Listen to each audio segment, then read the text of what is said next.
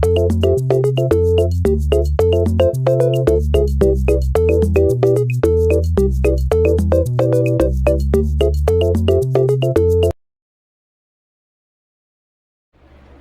guys, it's Shay. Yes, you probably have noticed I haven't uploaded nor a vlog or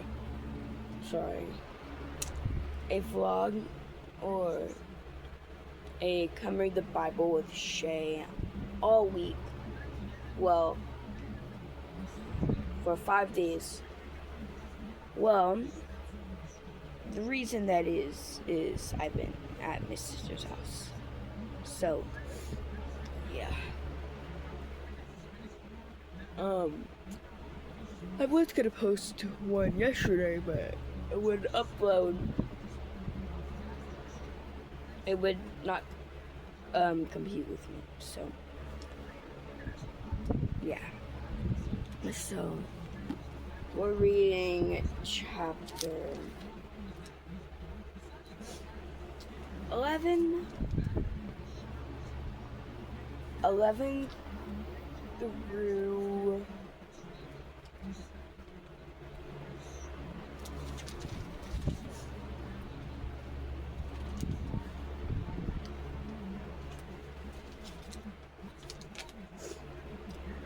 17. Anyways,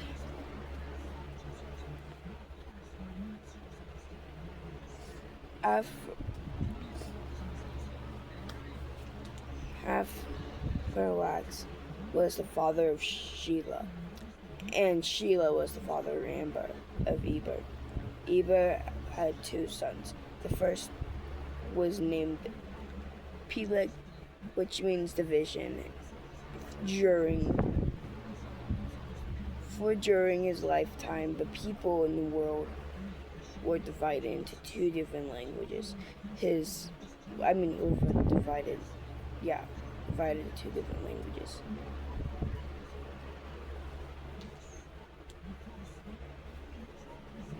I accidentally stopped recording because I had my camera somewhere else. Anyways,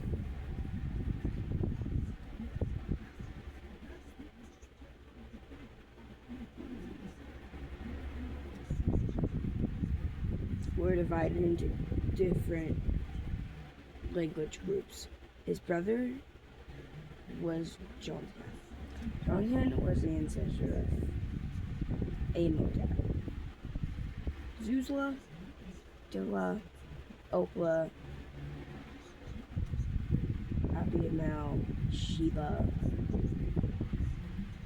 Opel, Havilah, Jobah. All of these descendants of Jonathan, all the territory that occupied and descended Michelle all the way to the Shepard in the eastern mountains. So these descendants Shema identified as clan language in national territory. Conclusion: these are clans descended by Noah's sons, arranged by nation according to their lines of descent. All the nation the earth descend. These clans are great after the great flood.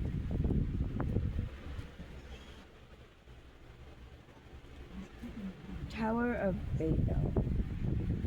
At one time, all of the people in the world spoke the same language and used to be the same words. As people migrated to the east, they found a plain land, Babylon, settled there. They began to say to each other, "Let's make bricks and harden them with fire." And region with the bricks were were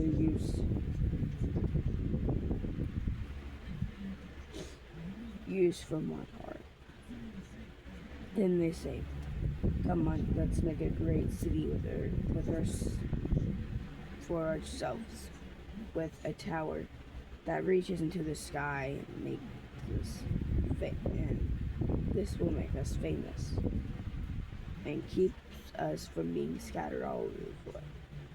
But the Lord came down to the city, and the tower people were building. "Look," he said, "people are united. They all speak the same language." After this, nothing set out to be due will be impossible for them to come. Let's go down and confuse people with different languages. They won't be in that way. The Lord scattered all over the floor. Wait. The Lord scattered them all over the world and stopped building the city. That is why the city is called Babel, because where the Lord confused people in different languages, and this way scattered them all.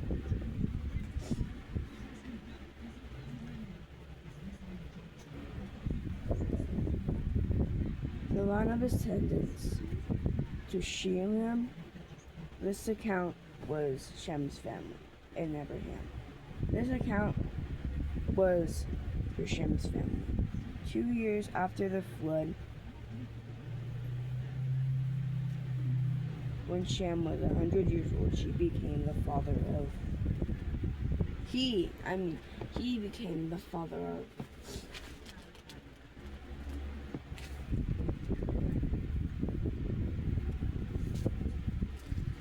I thought I turned the page. Wait, I don't have to, never mind.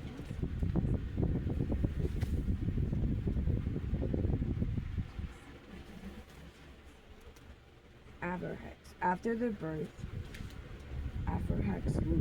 Shem lived another 500 years. He had other sons and daughters. When Aphrax was 35 years old, he became the father of Shelah. After the birth, Shelah and Aphrax lived another 430 years. When Shelah was 30 years old, he became the father of Eber. After the birth of Eber, Shelah lived another 403 years. Eber was 34 years old. He became the father of Peleg. After the birth of Peleg, Eber lived another 430 years. He had other sons and daughters. When Peleg was 30 years old, he became the father of Reu. After the birth of Reu, he lived another 209 years and had other sons and daughters. When Reu was 32 years old, he became the father of Serug. After the birth of Serug, Reu lived another 207 years and had other sons and daughters. When Serug was 30 years old, he became the father of Meow. After the birth of Meow, Serug lived another 200 years and had other sons and daughters. When Meow was 29 years old, he became the birth of Tiar. After the birth of Tiar, Nar lived another 119 years and had other sons and daughters. After when Tiar was 70 years old, he became the father of Enlil. Nar, and Haran. The family of Tiar. This is account of Tiar's family. Terah was the father of Abraham and Nar. Abraham, Nar, and Haran. Haran died in Ur of Chaldees, the land of his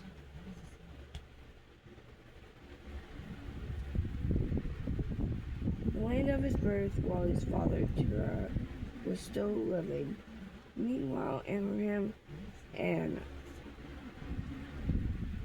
Nar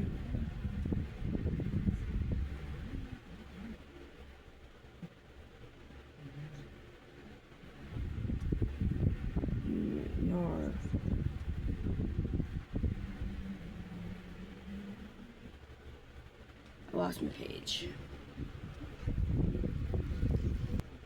Nar were both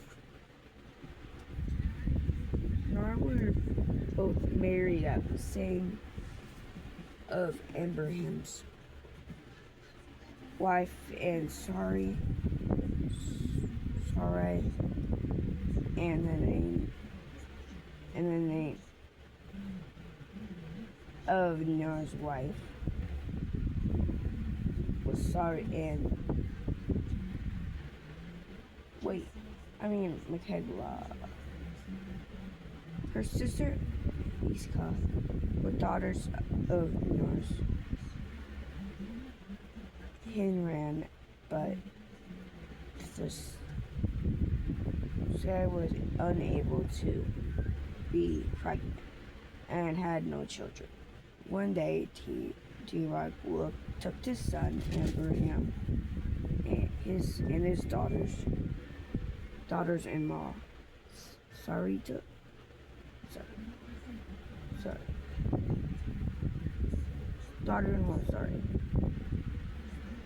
his son Abraham's wife and his grandson Lot, his son Hanan's child, and moved away from Ur of the Chaldees. He was at Haran and settled there, but Terah lived another 205 years, and he died at Haran. I'm really sorry, guys. I just keep pronouncing these wrong, but I think it's okay.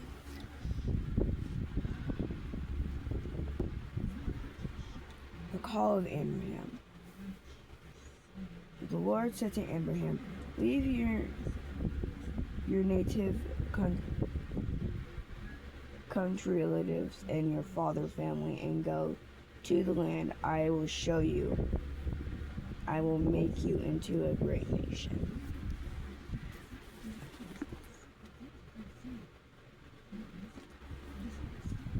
I will bless you and make you famous and will be a blessing to others.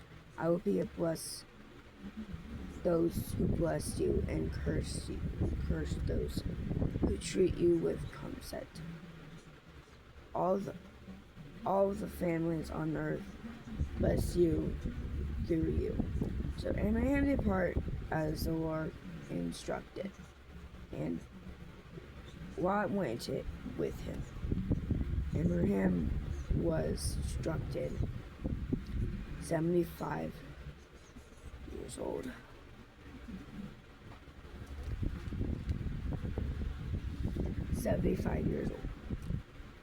When he left Haran and took his wife Sarai and his nephew Lot and his wealth, livestock, and all the people, he headed for the land can, when they are rived and can, Abraham traveled through land as Shechem. There he set up camp, was inhabited by Canaanites. When the Lord appeared to Abraham, he said, I will give you land to your descendants. And Abraham built an altar there and dedicated. After that, Abraham traveled south and set up the camp in the hill country, Bethel in the west, and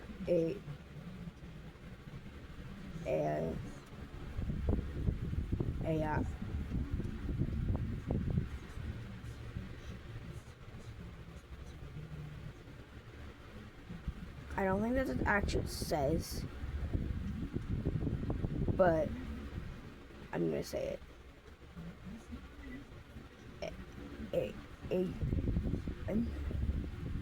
AI to the east.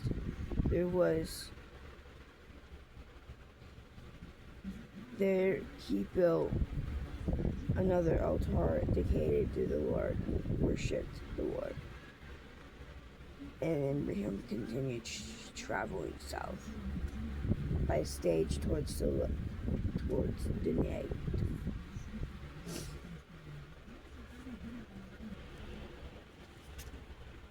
Abraham and Sarai in Egypt. At that time, a serpent famine struck the land of Canaan, forcing Abraham to go down Egypt, where he lived as a foreigner. As he was approaching at the border of Egypt, Abraham said to his wife, Sarai, look, you are very beautiful. You are a beautiful woman. When his wife, let's kill you. They will say, this is the wife. Let's kill him, and we can save her. So please tell them you are my sister. Then they will spare them. You are my sister, and they will spare my life and treat me well, because they're interested in me. And sure enough, when Abraham arrived in Egypt, everyone noticed Sarai's beautiful praise to Pharaoh and their king. Sarai and her praises of Pharaoh and the king of Sarai were taken into the palace. Then Pharaoh gave Abraham many gifts because of her: sheep, goats, cattle, male, female, donkeys, male donkeys, female servants, and camels. But the Lord sent a terrible plague upon Pharaoh and his household because of Sarai and Abraham's wife. So Pharaoh summoned Pharaoh to accuse him of sharply. What have you done to me? He demanded. Why couldn't you tell me he was your wife? Why didn't you say he was? Why did you say she was my sister? Allow me to take my wife, and then now here's my wife. Take her out of here. Pharaoh ordered his man of escort them and settled Abraham out of the country along with his possessions.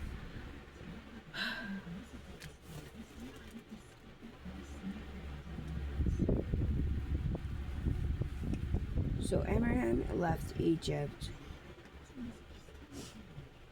and traveled north into Negev, along with his wife and Lot. Genesis 13, by the way. And livestock, silver and gold from Negev continue traveling to the stages of war. Bethel, and they pitched their tents to be between Bethel and Ai, where they camped before. This was the same place they have camped. Abraham built an altar to worship the Lord again. Lot traveled. Abraham also became wealthy, and flocks of sheep, goats, herd of cattle, many tents. The land not support Abraham and lots of their flocks. And the herd is so close together, and so the compute broke out between of Abraham and Lot. At a time, Cantonese and Persians were living in that. Finally, Abraham said to Lot, "Let's not allow this conflict between us." The whole your choice of selection and land will want to take will want to be well separated. If you want the land left, I'll take the land on the right, and you prefer the land to the right. Left.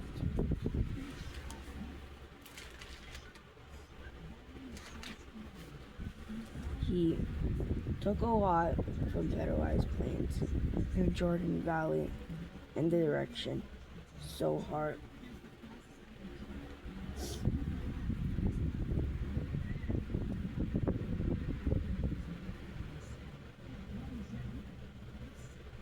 And took a lot from the fertilized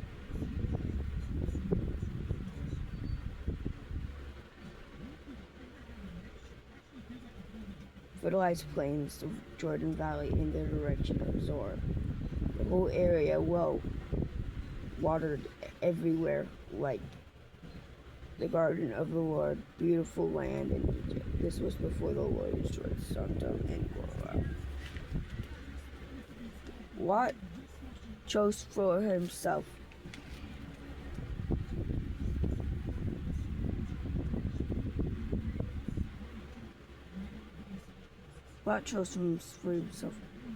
the whole Jordan Valley east for them. He parted the company where his uncle Abraham so moved his tents to place near Sodom and settled among cities plain, but people in this area extremely wicked, constantly sinned against the Lord. After Lot has gone, the Lord said to Abraham, "Look as far as you can see, in every direction, north, south, east, and west. I am giving you all this land so you can see and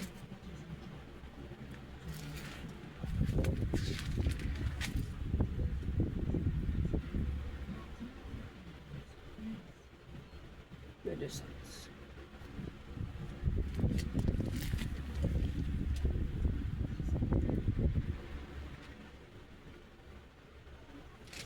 Okay, so I know I said I'm going to read all the way to chapter 7, but I really don't think I can really read that long, because I'm just not really ready to read that long in a video yet.